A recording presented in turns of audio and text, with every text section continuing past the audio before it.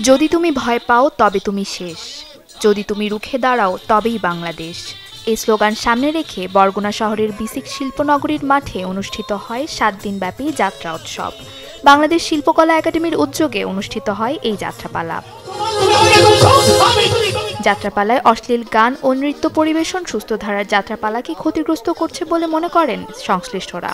আয়োজকরা বলেন, যাত্রার আদিরূপ ফিরিয়ে এই শিল্পকে টিকিয়ে রাখতেই কাজ করছে বাংলাদেশ শিল্পকলা একাডেমি। এই ঐতিহ্যটা কিন্তু হারিয়ে গিয়েছে মাঝখানে কিছু অশ্লীল যাত্রাপালার জন্য। কারণ মানুষ এখন যাত্রাপালা বললেই বোঝে সেই অন্য কিছু, কিন্তু যাত্রাপালা যে সেই আদি রূপটা, ওই আদি রূপটা ফিরিয়ে আনানোর চেষ্টা এবং দর্শকরা যারা এসে দেখতে পারে, মানে পরিবার সহজে দেখতে পারে, সেই চেষ্টা এবং যাত্রা শিল্পটাকে বাঁচিয়ে রাখার চেষ্টাই। বছর শেষের খুশি নগদে হবে বেশি। নগদ পেমেন্টে নির্দিষ্ট ক্যাটাগরির কেনাকাটায় 300 টাকা পর্যন্ত ক্যাশব্যাক। বাংলাদেশ শিল্পকলা একাডেমি এই আয়োজন করেছে। গ্রামীণ সংস্কৃতি তার অন্যতম উৎস হচ্ছে এই যাত্রাপালা। তবে সেই যাত্রাপালার যে কিছুটা সমালোচিত এবং বিতর্কিত হয়ে গিয়েছিল, সেই অশ্লীলতার মুক্ত এবং সুষ্ঠু বিনোদনের উৎস হিসেবে এই যাত্রাপালা আমাদের সংস্কৃতিতে টিকে থাকুক এবং এগুলোকে সুষ্ঠুভাবে পরিচালনা করার জন্য বাংলাদেশ শিল্পকলা একাডেমির সহযোগিতায় জেলা প্রশাসন পাশে আছে এবং আগামীতেও থাকবে। হারিয়ে যাওয়া ঐতিহ্যবাহী বিভিন্ন যাত্রা পরিবেশনা দেখতে প্রতিদিনই নানা বয়সী দর্শকের ভিড় ছিল বিসিক শিল্পনগরীর মাঠে। এখন যে অশ্লীলবিহীন যাত্রাটা হচ্ছে, এই যাত্রা যদি চলমান থাকে, হয়তো 4 লক্ষ পরিবার এই যাত্রা শিল্পের উপর ডিপেন্ডেবল, তারা বিভিন্ন কাজে নিয়োজিত, তারা আজকে যাত্রা করে তাদের জীবিকা নির্বাহ করতে পারবে। আমরা সরকারকে সাধুবাদ জানাই এরকম ভালো যাত্রা করার জন্য। এই যাত্রাটা খুবই সামাজিক।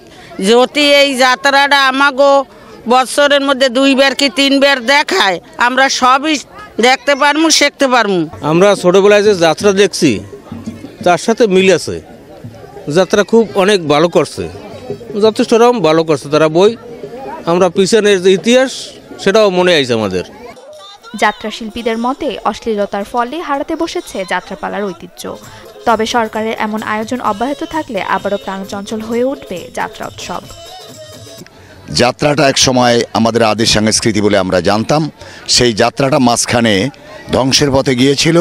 সরকার এবং বাংলাদেশ শিল্পকলা একাডেমি এখন আবার আয়োজন করছেন এই যাত্রা অনুষ্ঠান যাতে পুনরুজ্জীবিত হয়, যাত্রা চলমান থাকে, সেজন্য তারা ব্যবস্থা নিচ্ছেন। আমরা ধন্যবাদ জানাই সরকারকে। যদি এই যাত্রাটা এইভাবে চলমান থাকে, অশ্লীলতা না থাকে, তাহলে আমরা যাত্রা শিল্পীরা আর অদূর ভবিষ্যতে আমাদের না খেয়ে থাকতে হবে না। আমাদের রুটি রুজি খাওয়া, সংসার, ছেলে মেয়ে মানুষ করা, এটার মধ্যে আমাদের সব।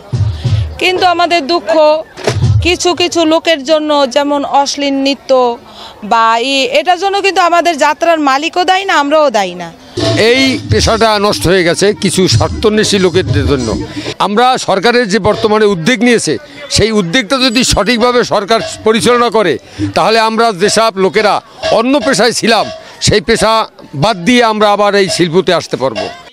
গত 17 ডিসেম্বর থেকে শুরু হয় এই যাত্রা উৎসব। এতে অংশ নেয় দেশের নিবন্ধিত 7টি দল। Desk report, channel 24।